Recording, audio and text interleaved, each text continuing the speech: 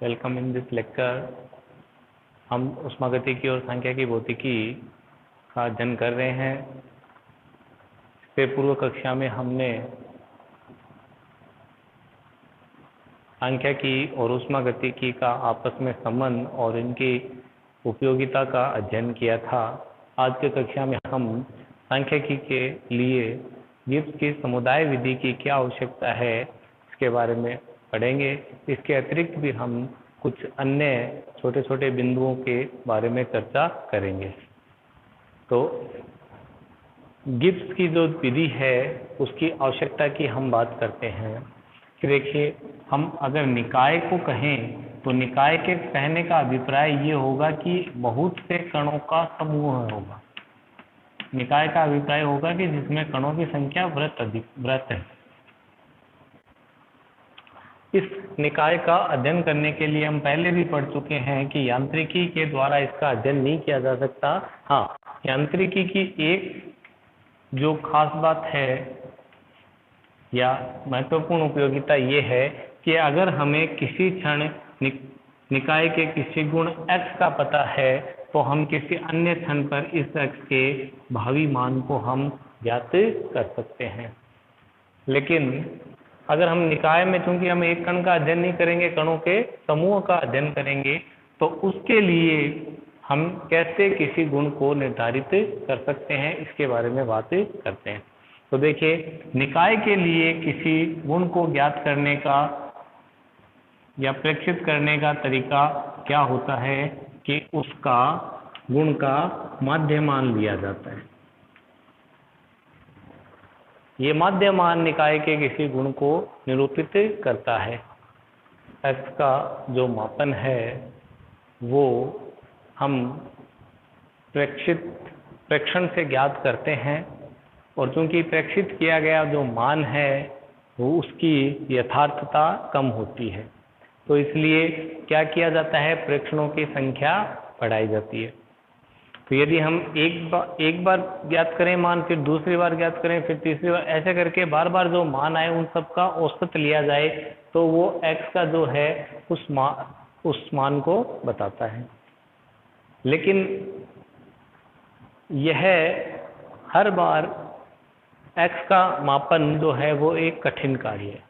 इसके लिए गिब्स की जो विधि है उसका हम चयन करते हैं। गिब्स ने ये बताया कि इस निकाय के बिल्कुल समरूप आप और निकाय मान लीजिए, और उन सभी निकाय के लिए किसी गुण का मान x का मान ज्ञात कीजिए, और उन x का माध्य जो है वो उस निकाय के मान को x को बताता है। क्यों बताता है? देखिए कि हम किसी निकाय का चयन करेंगे तो उस निकाय में जो सभी संभव, यहाँ देखिएगा, सभी संभव जो अभिगम्य अवस्थाएं हैं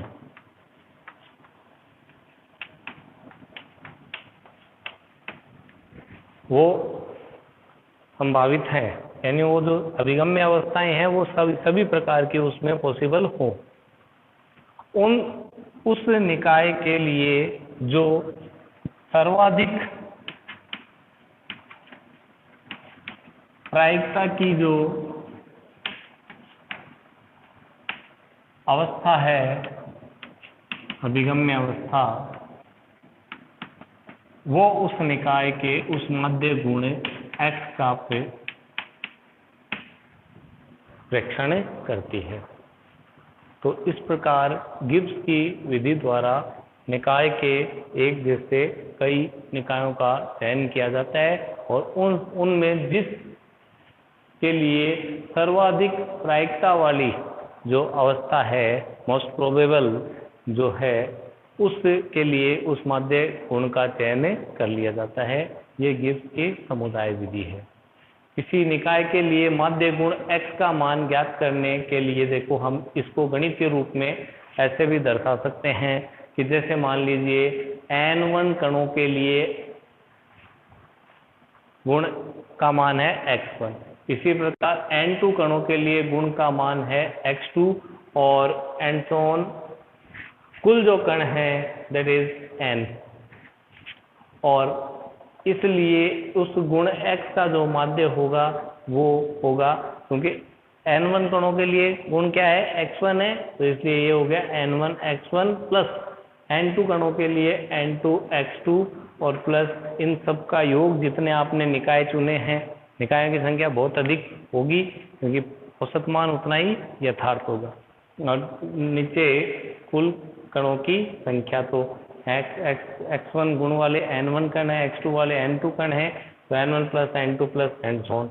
तो इन सब का जो x का माध्यमान है इसको हम x बार से रिप्रेजेंट करते हैं, तो ये हो गया n1 plus n1 x1 plus n2 x2 plus and so on.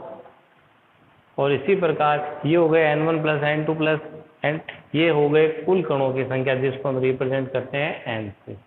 यहाँ अगर हम प्रत्येक क्रम को n से डिवाइड कर दें तो ये लिखा जाएगा n1 upon n x1 n2 upon n x2 dot dot dot and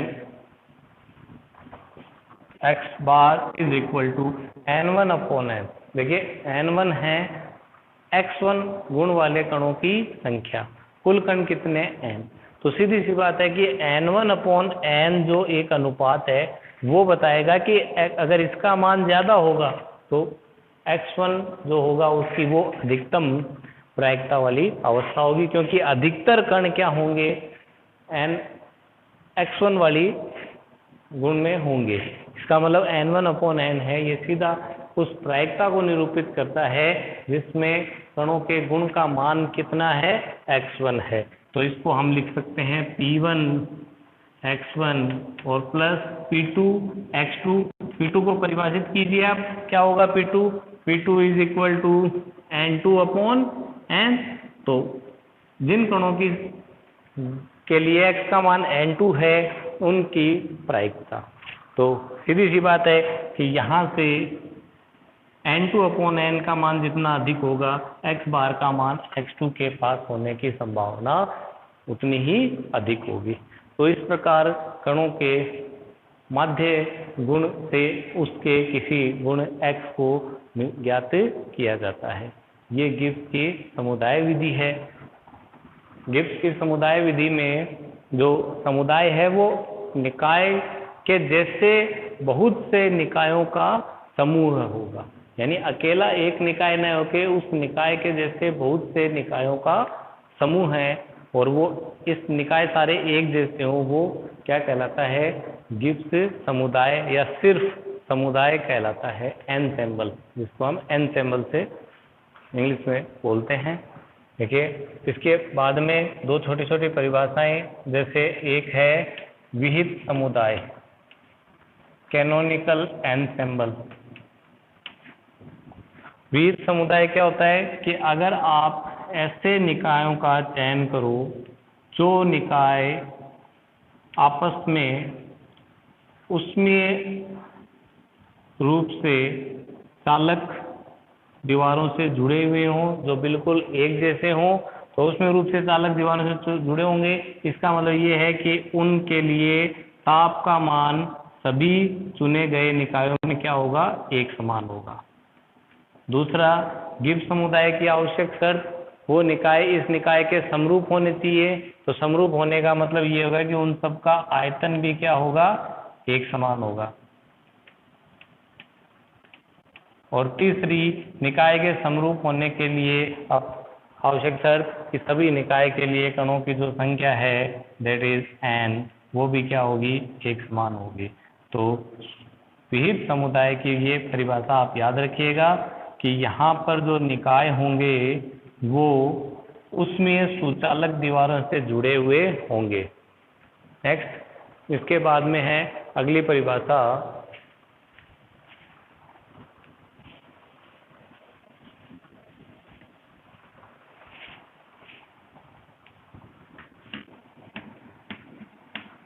सूक्ष्म विहित समुदाय, माइक्रो कैनोनिकल एनसेम्बल।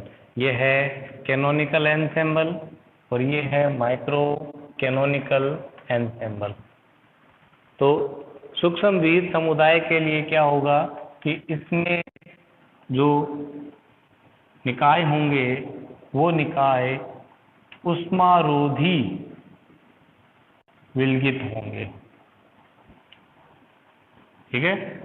और वो इस निकाय आपस में एक समान होंगे, तो आपस में एक समान होने की जो मुख्य शर्त है वो मैं यहाँ पहले लिख देता हूँ, वॉल्यूम और नंबर ऑफ पार्टिकल्स, ठीक है। वो आयतन और कणों की संख्या एक समान होगी उन्हीं सभी निकायों में, लेकिन वो उष्मारोधी होंगे, यानी वो एक दूसरे से पृथक होंगे, उनमें उष्मा का आदान प्रदान नहीं होगा, इसलिए यहाँ पर इन सब का ताप जो है वो एक समान न होके इनकी जो ऊर्जा होगी वो एक समान होगी। यहाँ हम इस राशि को ऊर्जा से निरूपित करेंगे। तो और जो चरों में परिवर्तन हो सकते हैं वो इनके अकॉर्डिंग हो जाएंगे। तो ऐसे निकाय है वो सूक्ष्मवीर समुदाय कहलाते हैं। ऐसे निकायों का चयन है वो खूब, हम यानी असंख्य निकाय ऐसे मान सकते हैं। नेक्स्ट, नियंत्रक और अभिगम्य और अनभिगम्य अवस्थाएं। क्योंकि अभिगम्य अनभिगम्य अवस्थाओं के लिए जो चयन है या जो शर्त है वो नियंत्रक से किया जाता है, इसलिए इस नियंत्रक को हम साथ में बताएंगे। नियंत्रक का अभिप्राय ये है कि जब हम किसी निकाय का अध्ययन करेंगे तो उस निकाय का अध्ययन करने के लिए हम कुछ शर्तों को मानेंगे। वो जो शर्त है या दूसरे शब्दों में हम कहें जो प्रतिबंध हैं वो नियंत्रक कहलाते हैं। जैसे आप निकाय के अलग अलग आप कोष्ठिकाएं निकाय में मान लीजिए, यानी निकाय के आप अलग अलग छोटे छोटे भाग मान लीजिए, उन भागों का हम अलग अलग जैसे अध्ययन करें तो किसी एक कोष्ठिका में कण है N1, किसी अन्य कोष्ठिका में कण है N2 और इस तरह से अगली कोष्ठिका में कण है N3। तो इन सभी कणों की जो कुल संख्या है that is N1 plus N2 plus N3 and so on, that is total number of particle in this system. तो इस अगर निकाय में सभी कणों की कुल संख्या जो n है अगर वो नियत रहे तो यह एक नियंत्रक हो गया, यानी कुल कणों की संख्या जो है वो नियत है। अब कुल कणों की संख्या नियत है तो फिर क्या कोष्ठिकाओं में क्या परिवर्तन हो सकते हैं? हाँ, किसी एक कोष्ठिका से कुछ कण दूसरी कोष्ठिका में जा सकते हैं, लेकिन कुल कणों की संख्या नियत रहेगी। यानी कि सीधी सीधी बात है, अगर कोई भी चेंज हो, इट मीन N1 में कुछ चेंज हो, N2 में कुछ चेंज हो, N3 में कुछ चेंज हो, जो टोटल चेंज है that is equal to delta n। क्योंकि यहाँ पर ये नियंत्रक ये कहेगा कि डेल्टा n को क्या होना पड़ेगा? 0, क्योंकि निकाय के कुल कणों की संख्या है वो नहीं बदलेगी, वो नियत रहेगी, इसलिए डेल्टा n क्या रहेगा? 0। तो अभिप्राय ये हो गया कि समेशन ऑफ डेल्टा n आई में कोष्ठिका के लिए, ठीक है, और समेशन दैट विल बी क्या होगा? 0। तो ये एक नियंत्रक है और ये नियंत्रक ये कहता है किसी एक कोष्ठिका से कुछ कण दूसरी कोष्ठिका में जा सकते हैं, लेकिन कुल कणों की संख्या क्या रहेगी? नियत रहेगी, ठीक है। तो ये प्रतिबंध हो गया कणों की संख्या के लिए। इसी प्रकार जैसे मान लो कोष्ठिकाओं का चयन हमने किया है ऊर्जाओं के आधार पे कि N1 जो कण है उनकी ऊर्जा है E1, दूसरी कोष्ठिका में कणों की संख्या N2 है और उस कोष्ठिका में जो कण है उनकी प्रत्येक कण की ऊर्जा कितनी है? E2 है।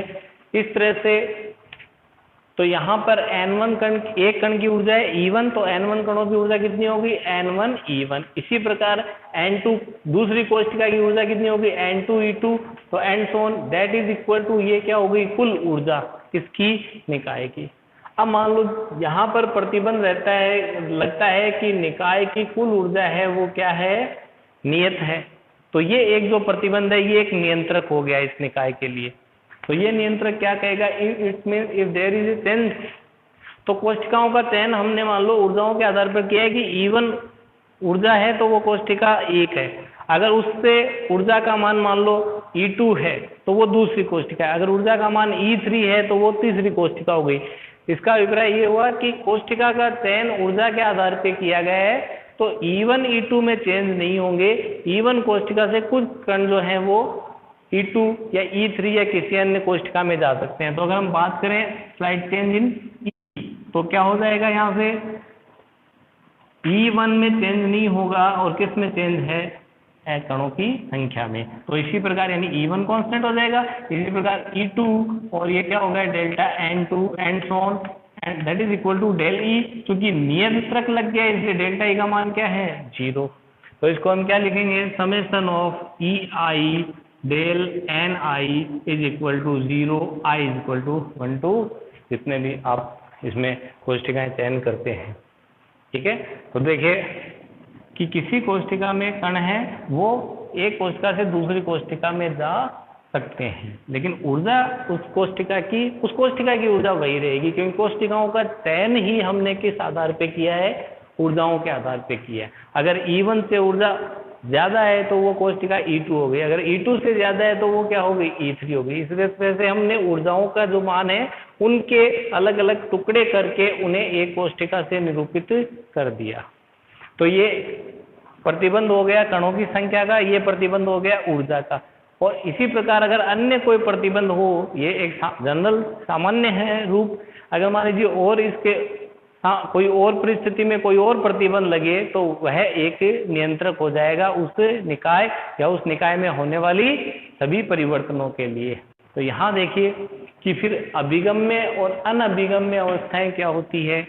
अभिगम्य जो अवस्थाएं हैं वो ये होती है जो इन प्रतिबंधों का पालन करती है, यानी निकाय में प्रतिबंधों का पालन करने वाली, यानी हम दूसरा नाम सही इसको कहें, नियंत्रकों का पालन करने वाली जो भी परिवर्तन होंगे, चेंजेस होंगे, जो भी पॉसिबल स्टेट्स होंगी, संभव अवस्थाएं होंगी, वो अभिगम्य अवस्थाएं कहलाती है।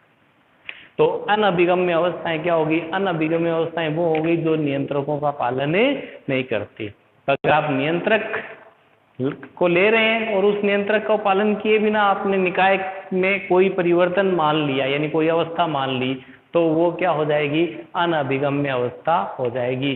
तो अभिगम्य एक्सेसिबल, अनभिगम्य इनएक्सेसिबल, ये दो प्रकार की अवस्थाएं हैं। तो यहाँ पर देखो हम सीधी सी बात है कि हम जो भी परिवर्तन चुनेंगे या जो भी निकाय के लिए संभव अवस्थाएं चुनेंगे वो सभी क्या होंगी, अभिगम्य अवस्थाएं होंगी। नियंत्रकों का पालन किए बिना हम उसको प्रॉपर उसको एक्सप्लेन नहीं कर पाएंगे। ठीक है, तो ये है अभिगम्य और अनभिगम्य अवस्थाएं।